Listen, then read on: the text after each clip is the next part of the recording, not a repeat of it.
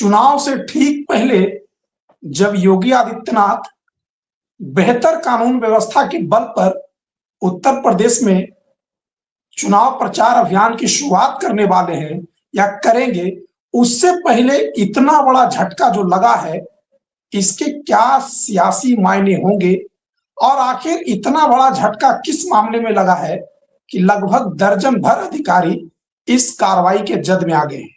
इस मुद्दे पर बातचीत करने के लिए हमारे साथ मौजूद हैं आलोक पाठक सर। एक तो योगी के दुलरुआ अधिकारी और दूसरे से दर्जन भर अधिकारी, कोर्ट ने कहा कि आप एफआईआर दर्ज करिए। ये पूरा मामला क्या है और इसका आगे का राजनीतिक परिदृश्य क्या हो सकता है?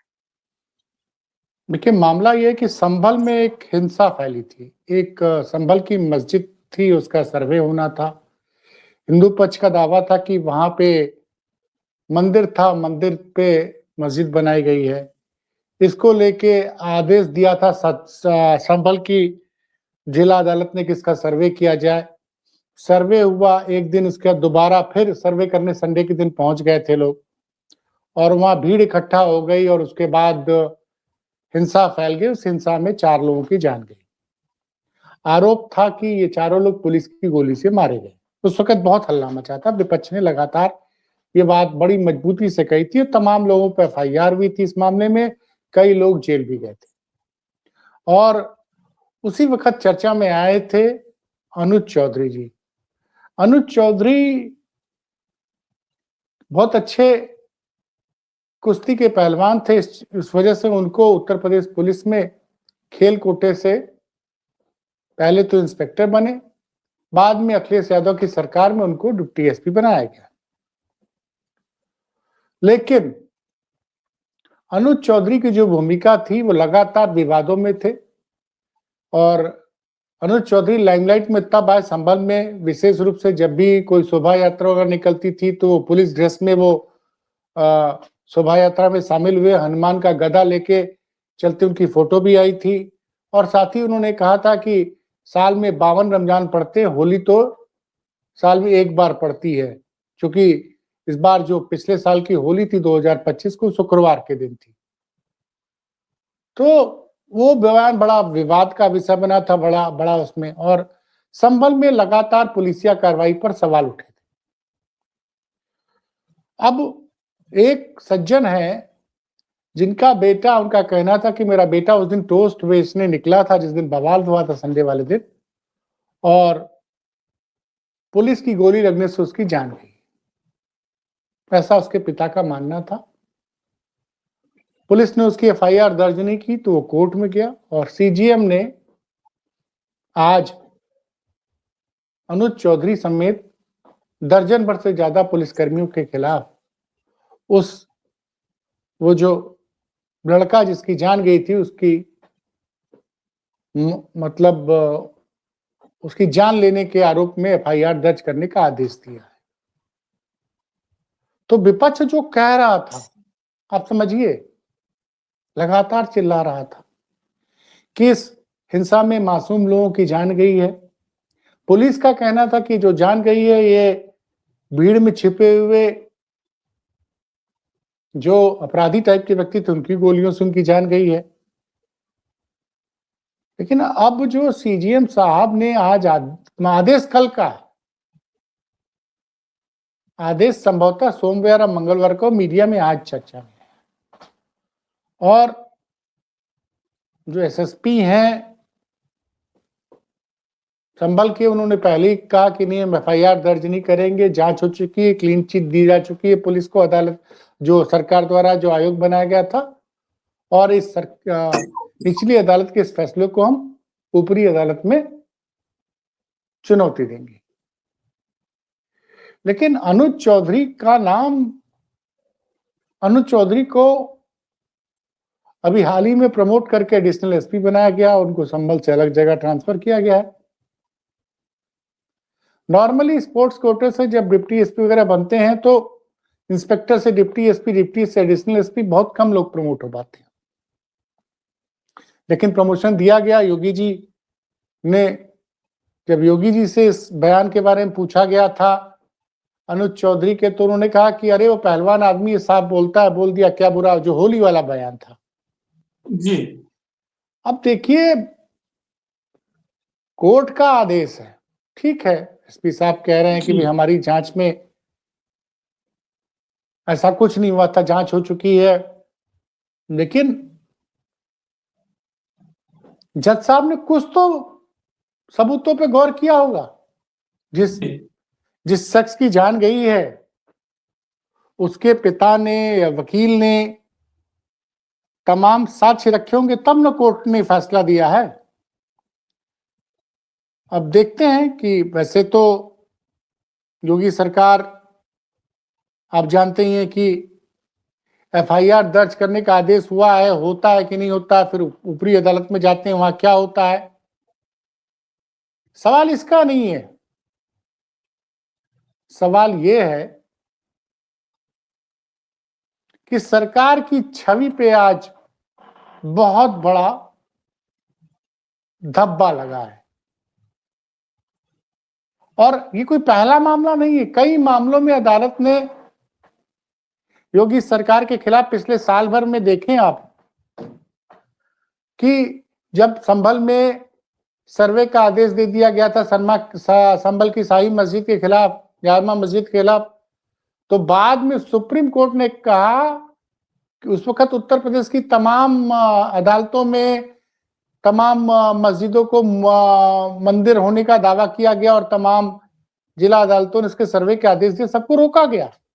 जी और ये इतना बड़ा विवाद हो गया था कि मोहन भागवत तक ने कहा कि भाई हर मस्जिद के अंदर मंदिर खोजने की प्रवृत्ति बंद हो। जी याद करिए, याद है सर, याद है ना आपको? बिल्कुल 2024 दिसंबर में मोहन भागवत को बयान देना पड़ा था।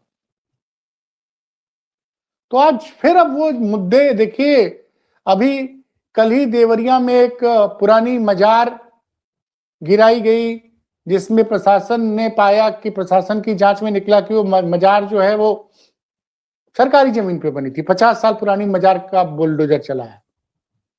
बुलडोजर वाराणसी के दाल मंडी में भी चल रहा है, सड़क चौड़ीकरण के नाम पे। खैर, वाराणसी में तो बहुत जगह जनता को नाराजगी है। योगी सरकार के बुलडोजर एक्शन पे सुप्रीम कोर्ट ने कड़ा एक्शन लिया था गोरखपुर के मामले में, और उसमें एक पत्रकार का घर गिरा दिया गया था, उसको 25 लाख रुपए मुआवजा देने का आदेश दिया था सुप्रीम कोर्ट ने, उनको देना पड़ा था। फतेहपुर का मामला है, कई मामलों में सुप्रीम कोर्ट और तमाम कोर्ट की तरह लगातार फटकार मिलती है, लेकिन ये रवैया देखिए ना, पहले ही संभल के एसपी साहब कह दे रहे हैं कि भैया ये जांच हो चुकी है, ये आरोप निराधार है। लेकिन विपक्ष ने इसको बड़ा एग्रेसिवली लिया है। उत्तर प्रदेश के एक पूर्व डीजीपी हैं सुलखान सिंह, जी उन्होंने, देखिए एसपी साहब ने कहा, उन्होंने लिखा है कि उत्तर प्रदेश में लगातार जो इस तरह की घटनाएं हो रही हैं, उससे उसकी कह रहे थे कि उत्तर प्रदेश में निवेश तब आएगा जब माहौल शांत होगा। देखिए, तब निवेश आएगा। सुलखान सिंह कौन है? सुलखान सिंह उत्तर प्रदेश सरकार में योगी जी जब मुख्यमंत्री बने थे, तो योगी जी ने सुलखान सिंह को डीजीपी बनाया था। जावेद अहमद जो पुराने डीजीपी थे, जो अखिलेश की सरकार में डीजीपी, उनको हटाकर सुलखान सिंह साहब को डीजीपी बनाया गया था। सुलखान सिंह साहब की जो छवि है, बड़ी ईमानदार छवि। एक लखनऊ में केजीएमयू में लव जिहाद का मामला आया है, वहां पे 2 डॉक्टरों पर आरोप लगा कि उन्होंने अपने सहयोगी डॉक्टरों के साथ लव जिहाद टाइप का कुछ किया, उसको लेके एक डॉक्टर गिरफ्तार भी हुआ है। लेकिन वहां पर भारतीय जनता पार्टी की एक नेता है अपर्णा सिंह बिष्ट, जो नेताजी की, मुलायम सिंह यादव जी की दूसरी बहू है, तो उनके साथ समर्थक गए और उन्होंने केजीएमयू में बवाल काटा, उसी पे लिखा है। आप समझिए उत्तर प्रदेश की स्थिति क्या है। सुलखान सिंह की आज की फेसबुक पोस्ट है, हिंदू संगठनों ने केजीएमयू वाइस चांसलर के कक्ष में कब्जा किया, हैशटैग है। शिक्षण संस्थानों पर संघ परिवार के अधीनस्थ संगठनों द्वारा हमले अब उत्तर प्रदेश में आम बात हो गई है। कुछ दिन पहले बाराबंकी जिले में एक मेडिकल कॉलेज में हमला और तोड़फोड़ की गई थी। कुछ और पहले गोरखपुर विश्वविद्यालय के वाइस चांसलर और स्टाफ पर हमला किया गया था। छोटे मोटे संस्थानों की तो बात छोड़िए, इन गुंडों के खिलाफ कोई कार्रवाई नहीं होती है, इसलिए निर्धंध होकर ये आतंक फैला रहे हैं। केजीएमयू की घटना पर अभी तक एफआईआर नहीं दर्ज की गई है।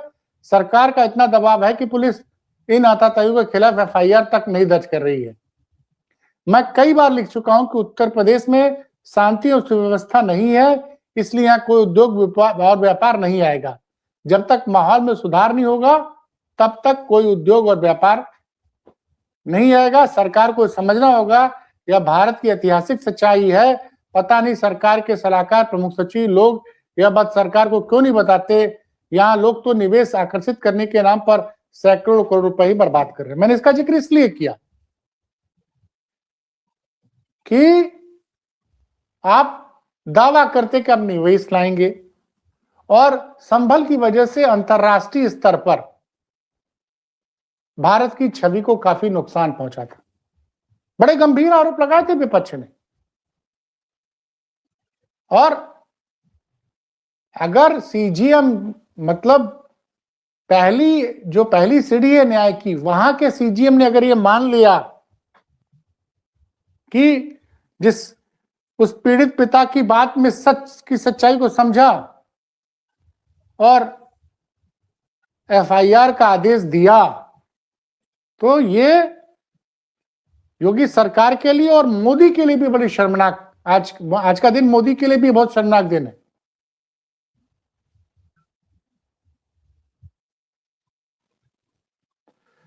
देखिए, पूरा जो मामला है कि नखास थाना क्षेत्र के मोहल्ला खग्गू सराय अंजुमन निवासी यासीन ने सीजीएम कोर्ट में 6 फरवरी 2025 को याचिका दायर की थी। यमीन ने बताया था कि उनका बेटा आलम 24 नवंबर को रस्क जो हम लोग चाय के साथ डाल के पीते हैं, खाते हैं डिम्बो के, रस बेचने घर से निकला था। शाही जामा मस्जिद क्षेत्र में पहुंचने पर पुलिस ने उसे मार दिया। यामीन ने तत्कालीन सीओ संभल अनुज चौधरी, संभल कोतवाली समेत इंस्पेक्टर अनुज तोमर सहित 9-12 पुलिसकर्मियों को आरोपी बनाया था। 9 जनवरी 2026 को कोर्ट में मामले पर सुनवाई हुई। मुख्य न्यायिक मजिस्ट्रेट ने सभी पुलिसकर्मियों के खिलाफ अधिकारियों के खिलाफ एफआईआर दर्ज करने का आदेश दिया। मंगलवार को मामला सामने आया, तब लोगों को जानकारी हुई। आप समझिए, इस पे जो संभल के एसपी साहब का बयान है, कृष्ण कुमार बिश्नोई, कि हिंसा की जुडिशियल इंक्वायरी हो चुकी है, इसलिए एफआईआर दर्ज नहीं की जाएगी, हम कोर्ट के फैसले के खिलाफ अपील करेंगे। तो इस चीज को आपको समझना पड़ेगा। उत्तर प्रदेश में मैं आपको एक जानकारी दे दूं, आज भारतीय जनता पार्टी के 2 बड़े कार्यक्रम थे लखनऊ में जी, और दोनों कार्यक्रम से योगी आदित्यनाथ ने दूरी बना ली थी, कहीं उपस्थित नहीं। दोनों कार्यक्रम से? जी हाँ। और कई लोग बोल रहे हैं कि क्या ये, क्योंकि योगी जी को जब उनके मन की चीज नहीं होती तो चले जाते हैं गोरखपुर। आप बताइए, गोरखपुर महोत्सव हर साल होता है, ठीक है। गोरखपुर महोत्सव के समापन करने के लिए योगी जी ने 2 महत्वपूर्ण मीटिंग्स में हिस्सा नहीं लिया। हमारे पत्रकार साथी अभिषेक उपाध्याय ने लिखा है, इस पे जो लिखा है मैं आपको पढ़ के सुना रहा हूं जी। लखनऊ में एक के बाद एक 2 बड़े कार्यक्रम और महत्वपूर्ण कार्यक्रम। पहला, केंद्र की सबसे महत्वाकांक्षी जी राम जी योजना पर कार्यशाला। दूसरा, निषाद पार्टी का स्थापना दिवस।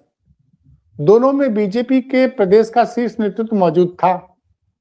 समझ रहे, शीर्ष नेतृत्व प्रदेश का, यानी प्रदेश अध्यक्ष और संगठन मंत्री मौजूद थे। यहां तक कि जी राम जी कार्यक्रम और निषाद कार्यक्रम से केंद्रीय मंत्री किरण रिजिजू भी मौजूद थे। और इस कार्यक्रम के लिए निषाद पार्टी के कार्यक्रम में खुद संजय निषाद अपने बेटों के साथ योगी आदित्यनाथ को आमंत्रण देने गए थे। इसके बावजूद योगी जी उपस्थित नहीं थे। उन्होंने गोरखपुर महोत्सव के समापन समारोह के लिए जाना अत्यधिक आवश्यक समझा। यह तूफान में बहती नाव का पूर्वाभास है। तो देखिए, हालात उत्तर प्रदेश में ठीक नहीं है। और जरा मैं कुछ ट्विटर की टिप्पणियां आपको पढ़ के सुना रहा हूं राज कपूर जी।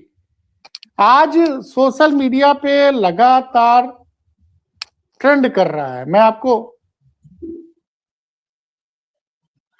नहीं सर, ये बताइए ना कि लखनऊ में जो 2 बैठकों को छोड़कर योगी आदित्यनाथ गोरखपुर के महोत्सव के समापन में गए, तो इसका मतलब क्या जनता समझे? अब ट्विटर पर ट्रेंड कर रहा है हैशटैग अनुज चौधरी। ट्विटर पे ट्रेंड करेगा। एक सज्जन लिख रहे हैं, लिख के रख लीजिए, अनुज चौधरी का कुछ नहीं होगा।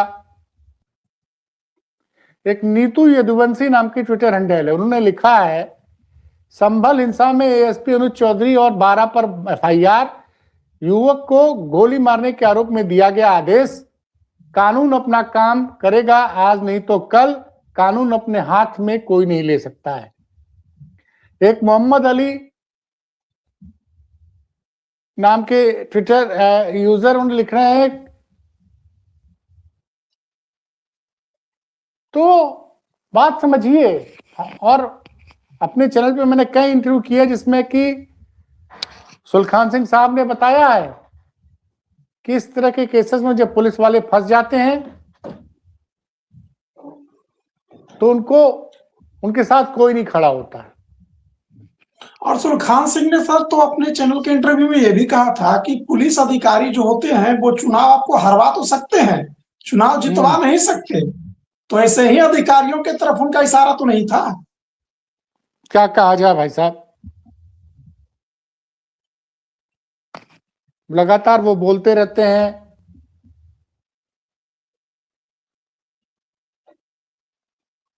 बहुत ही नहीं तो सर इसमें एक चीज सर समझने वाली है, थोड़ा आप उस पर बताइए कि जिस व्यक्ति के बेटे की जान गई, वो साधारण सा व्यक्ति इतने बड़े पुलिस महकमे से अकेले लड़ रहा है, और न सिर्फ लड़ रहा है बल्कि कोर्ट में जाकर कोर्ट से एफआईआर का आदेश भी ला रहा है। ये बताइए जिसके बेटे की जान गई है वो तो न्यायालय, भारत में न्यायालय किस लिए बना है? इसीलिए बना है ना जी, कि न्यायालय का काम होता है कि गरीब आदमी को, शरीफ आदमी को न्याय मिल सके, उसे अपनी बात रखिए। और बिश्नोई साहब का कहना है कि इसमें इंक्वायरी हो चुकी है, इसमें अरे आप एफआईआर दर्ज कीजिए। कोर्ट ने सिर्फ एफआईआर का ही तो आदेश दिया है, एफआईआर दर्ज कीजिए, जांच होगी, पुलिस अपनी जांच करेगी, सबूत रखेगी। ये जो प्रवृत्ति हो गई है कि डिस्ट्रिक्ट कोर्ट के फैसले को या सीजीएम के फैसले को हम नहीं मानेंगे, ऊपरी अदालत पे जाएंगे, क्योंकि आप जानते हैं जब सरकारें पलटती हैं तो क्या क्या होता है। और मैं फिर उसी पे आऊंगा, सुलखान सिंह के वक्तव्य पे, कि जब तक प्रदेश में शांति व्यवस्था नहीं बरकरार रहेगी, ये क्या प्रदेश की सरकार की पुलिस की मंशा पर सवाल खड़ा हुआ है इस निर्णय के बाद से। हो सकता है डिस्ट्रिक्ट कोर्ट में ये उस जो आज फैसला दिया गया सीजीएम का, उसको रद्द कर दिया जाए। लेकिन बड़ी संख्या में सुबुगाहट थी इस मामले को लेके। समाजवादी पार्टी के प्रवक्ता मनोज यादव ने ट्वीट किया था। जी, मनोज यादव ने इस मामले पे ट्वीट किया है, मैं आपको बता रहा हूं। और आपको याद होगा संभल के जो सांसद है बर्क साहब, उनको भी इस हिंसा को भड़काने का आरोपी बनाया गया था। स्थितियां वर्तमान में बिल्कुल अच्छी नहीं है। योगी जी भारतीय जनता पार्टी के बड़े कार्यक्रमों से दूरी बना रहे हैं, गोरखपुर चले आ रहे हैं। जब जब योगी जी के मन के मुताबिक चीजें नहीं होती, गोरखपुर चले जाते हैं। और देखते हैं, भाई एसपी साहब ने तो कह दिया है कि कोर्ट के आदेश के बावजूद कि एफआईआर दर्ज नहीं करेंगे इस फैसले के खिलाफ, हायर कोर्ट जाएंगे। तो इंतजार करना पड़ेगा। लेकिन फिलहाल एक बड़ी खबर है कि योगी के प्यारे दुलारे अधिकारी और तमाम, मतलब इसमें जो संभल हिंसा के समय जो आवाज उठी थी विपक्ष लगातार, आप याद करिए, न विपक्ष के नेताओं को जाने दिया जा रहा था, न कांग्रेस के, न सपा के। स्थानीय सांसद के खिलाफ भी मुकदमा दर्ज किया गया कि उन्होंने हिंसा भड़काई, तमाम लोग जेल गए।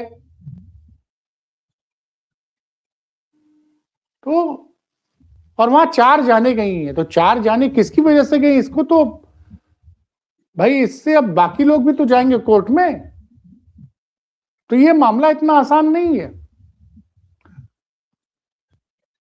कहीं ना कहीं ये भारतीय जनता पार्टी के लिए आने वाले चुनाव में और योगी जी के लिए विशेषकर बड़ी मुसीबत बन सकता है।